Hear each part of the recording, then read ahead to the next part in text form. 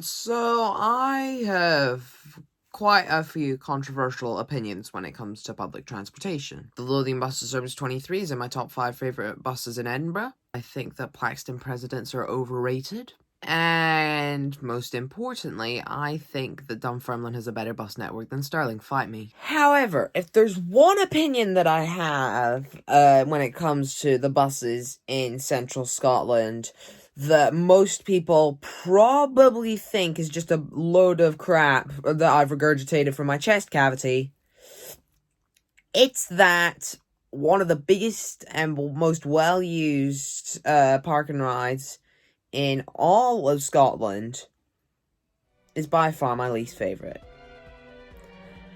Welcome to my Broxden Fest. 3, 2, 1, let's go.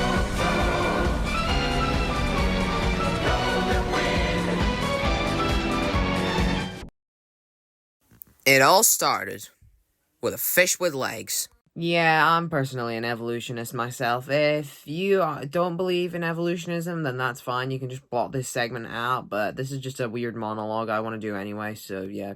And as time went on, these animals eventually evolved into Homo sapiens, supposedly the most intelligent beings on Earth. I'm going to try my hardest to phrase this in a way that makes it sound like this last statement was completely false. But with intelligence comes stupidity, and I am probably one of the lowest IQ'd beings on the face of the planet. You're probably going to see how as this video goes on. However, clearly, I'm not the most idiotic person on the face of the planet, as clearly there is someone who deserves that throne more than I do. It's the person who thought this was a good idea. Okay, let's calmly discuss why I don't like Broxden Park and Ride, and any potential ways I could fix these issues. Why I hate Broxden Park and Ride's reason 1, the overly long waiting times. Yeah, we can't really fix this one because the bus passengers need to be able to exchange onto a bus into Perth City Centre or just elsewhere. If it's Perth City Centre, then it's probably the Stagecoach Perth Service 7.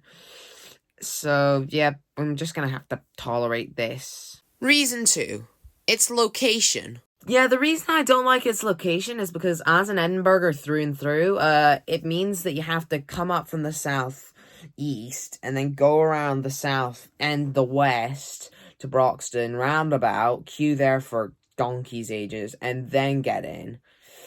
And clearly it's no better if you're coming from somewhere like Dundee or Arbroath, in which you have to come from the northeast, go all the way around the south, or cut through Perth City Centre. You gotta pick your poison. And for some reason, Broxden Roundabout is a roundabout, not a traffic circle like Sheriff Hall Roundabout in Midlothian. So I think a location more accessible for passengers coming from the south and east would work perfectly. If not, they could change Broxden Roundabout to a traffic circle. It's as simple as that. So I personally believe that the best place for passengers coming from anywhere other than the north and west is Walnut Grove in the southeast of the city. I think specifically the bit just before the slip road from the M90 onto the actual roundabout would work best. So I've laid out this bit here as the best place for the park and ride. And then I've put in some parking spaces here. In total, there are 236 I think you could fit in. And if not, a parking tower would also work. And after some minor tweaks, I present to you Walnut Grove Park and Ride. Parking-wise, there are 236 spaces, including 7 electric charging spaces. And for the bus bay itself, there are 4 stances, with the road being almost like a dual carriageway in America, as you're driving on the right-hand side of the carriageway. There are 4 stances in total. Stance A is for local buses into Perth, so New Service 10 and then the 39 and 51.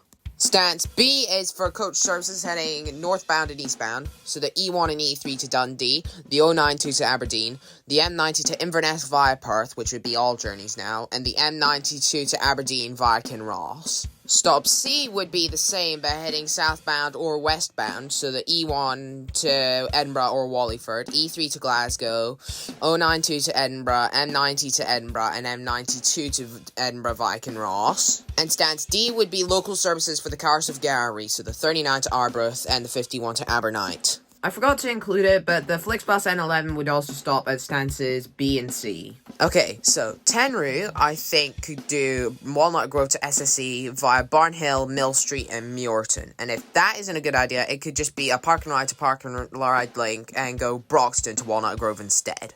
If it went to Broxden, it could replace the 7, which would then do the 8 route through Hill End, and the 8 could be withdrawn and be replaced by, surprise, surprise, the 7. The 10 would run every 20 minutes, Monday to Saturday, and every 30 minutes on Sundays to provide a frequent link for both park and rides to Perth City Centre.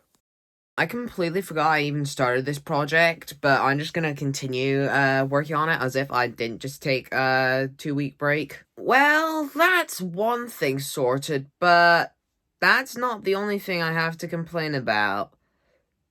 Because... Reason 3.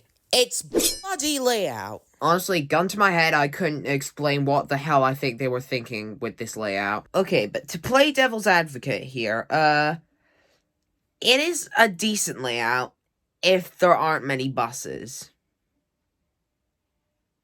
But this is one of the biggest park and rides in the entire country, so it's a lot busier than just one bus every 20 minutes. And you might think, oh, well, it's not awful. Unless you've experienced it firsthand, like myself, twice.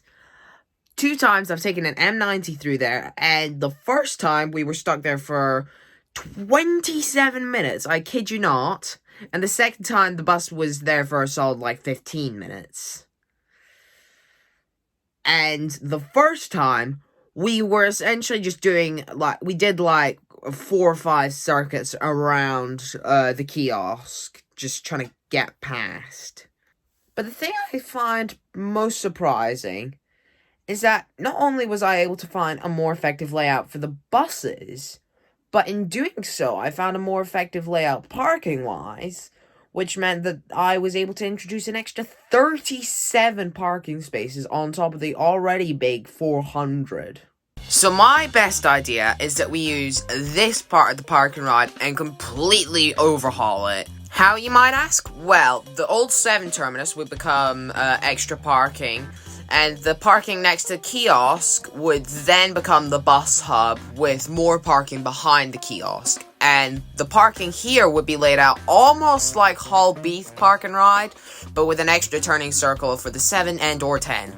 So this is my new layout for Broxden. At stance A, you have either the 7 to Scone or the 10 to Walnut Grove. Stance B, you have the M8, M9, and M10 to Glasgow. Stance C, you have all the Flixbus services. Stance D, you have the M8 to Dundee, M9 to Aberdeen, and E3 to Dundee. And Stance E, you have the E3 to Glasgow and M10 to Inverness. I'm not sure whether or not I got the scale right, but if I didn't, then the E3 can move from stance E to B, and M10 from stance E to D, with stance E just being removed altogether. I also thought that if a stop's occupied and another bus needs to serve the stop, there can be some waiting bays for the buses to wait in until the stop's unoccupied. This would mean roughly a 9% gain on parking spaces in the facility, and it'd be more accessible for buses coming into the facility, and there'd be an actual kiosk like at the Hallbeath and Frey Toll park and rides rather than just the waiting bay for drivers. The kiosk probably wouldn't be anything special, just like an indoor waiting area along with some timetable racks, toilets, maybe a couple vending machines. But I still think it'd be a welcome change regardless. But that's how I'd blend those two ideas together. I think not only having the different location, but on top of that, also introducing just better features, like, as I said, kiosk and more parking spaces to the original park and ride would work wonders. Anyways, that's pretty much all I have to discuss today. Do I want to share these with Perth and Kinross Council, see if they'll get funding to change this? No. Was this just a fun idea? No.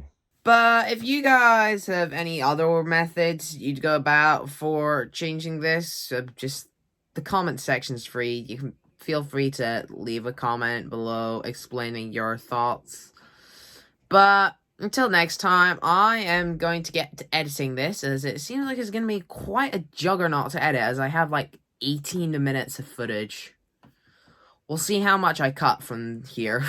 But until next time, adios!